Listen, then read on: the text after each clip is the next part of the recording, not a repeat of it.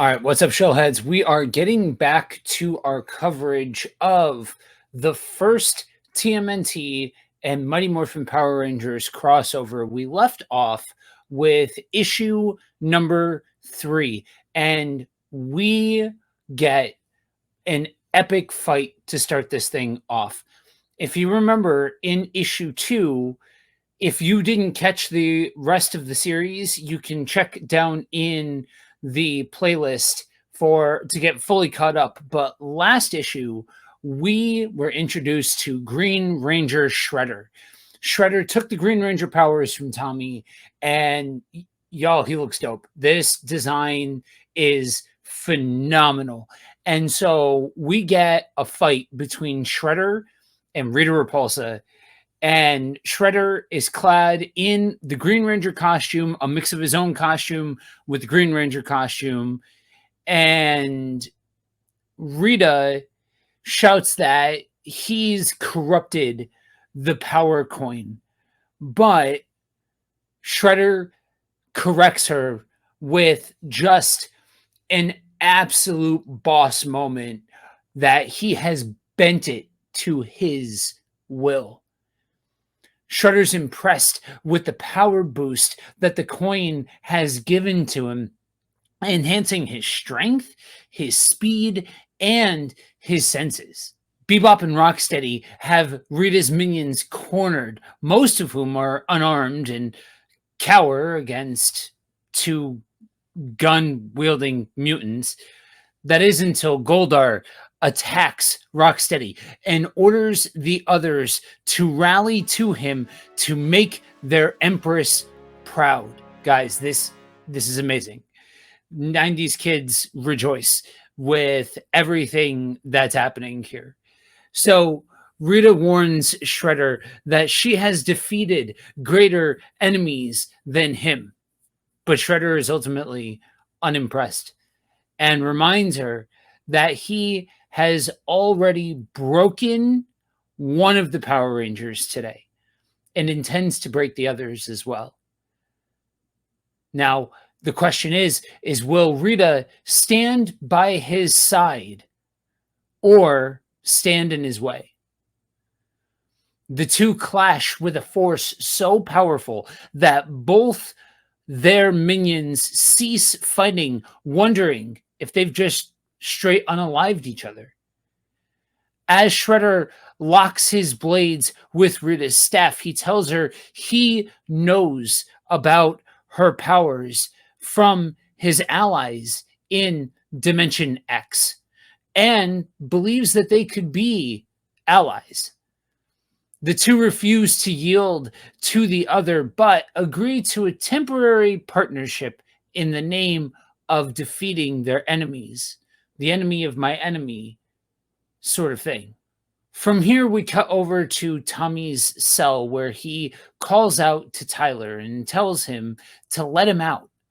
But Tyler, still convinced that the clan is his family and has the right and has the best interest for him, refuses to dishonor the clan. Tommy tries to reach out to Tyler since he knows what it's like to be brainwashed. Remember, last issue, we covered the fact that Tyler is kind of going down the same road as Tommy in being indoctrinated into the Foot Clan. And Tommy reminds Tyler that they grew up on the streets together. But all this does is enrage Tyler. He reminds Tommy that he left. But Tommy defends that he was adopted and he wasn't going to remain in the boys' home that the two lived in.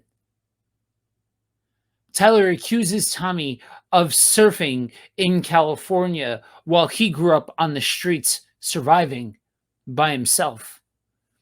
The Foot were the ones that gave him purpose and family. Tommy's disgusted and tells Tyler that he doesn't even know who he is anymore. Meanwhile, we cut over to Michelangelo. Mikey brings home pizza with the token unusual toppings, grossing out the Rangers. Billy inquires if Splinter began as a human that was turned into a rat, or a rat turned into a humanoid. And Splinter's ultimately ambiguous in his response, which just confuses Billy. Trini, meanwhile, trains with Raph and comments how angry he is when he should be happy he doesn't have to deal with the stresses of family and school life. But Raph is incensed by the implication that his life is easy. April is consoling Kim about Tommy, but Kim corrects she isn't worried, she's angry. And if Tommy isn't really in trouble, he'll have to deal with her. The Rangers are contacted by Zordon and Alpha, who have located Tommy with his energy signature from his morpher since it was activated. They teleport the Rangers as close as they can, but they warn them to be careful. The Turtles offer to come along, but the Rangers politely refuse, as they have a better chance of dealing with Tommy alone. The five morph and are teleported away, leaving the Turtles struck in awe, since this is the first time that they've seen this. It cuts to the dockyard where the Rangers split up to search. Zach and Billy chat with Jason about inviting the Turtles to come to Angel Grove to hang out. In another section, Trini and Kim agree this smells like a trap. They spot a Green Ranger and call out to him, but the Ranger turns, revealing that it's Shredder. He blasts the two back and forces them to demorph. The boys arrive, but they're also forced to demorph. The weakened Rangers try to stand, and Jason attempts to morph again, but Shredder attacks before he can. Alpha reports in that there's been some sort of disruption in the field around their position, preventing them from morphing or using their communicators or being teleported out. With the Rangers in trouble and no way to contact them, Zordon orders Alpha to contact the Turtles. The Rangers, albeit unmorphed, try and fight against Shredder, who compliments their skills, but notes that they lack stamina. Shredder mocks them, questioning if they deserve their powers in the first place, since they're so weak without them. So weak. As Shredder draws out the dragon dagger, Casey Jones hits the scene and arrives and ambushes him from above. He explains that since the Turtles couldn't teleport here, he was sent in first, since he was the closest to the area. Shredder, now having the powers of the Green Ranger, obviously overpowers Casey and Zach as the Foot arrive, and Shredder demands their power coins.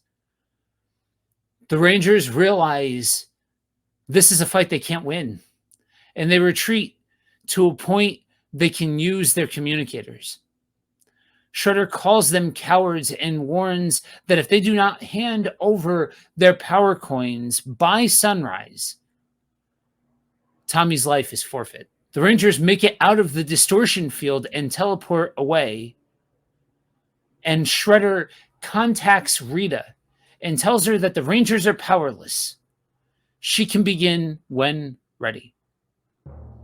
Rita gives instructions to Finster to send down the monsters. In New York, a monster called Wildfire appears with a squadron of putties. The Rangers view the attack from the command center and know that this isn't a coincidence. that Rita attacks right as they can no longer use their powers. And they put it together that she must be working alongside the Shredder. The Rangers are despondent over their inability to morph, and Zordon explains that their molecular disruption field has affected their DNA.